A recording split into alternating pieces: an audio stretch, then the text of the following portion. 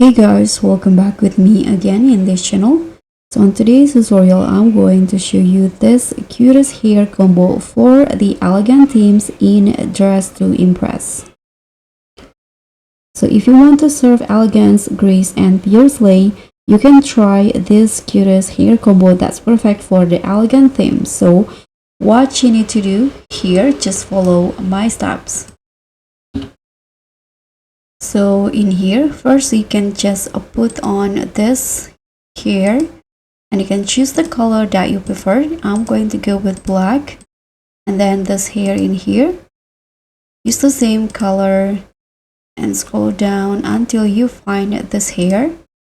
Toggle it into only bangs and change the color.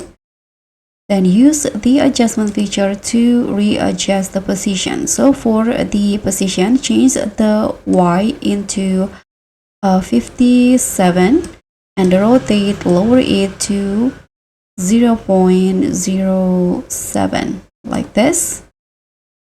And last one, scroll down until you find this here, this one. Toggle it into only the bangs. And then change the color the same like the previous hairstyles. And that's it.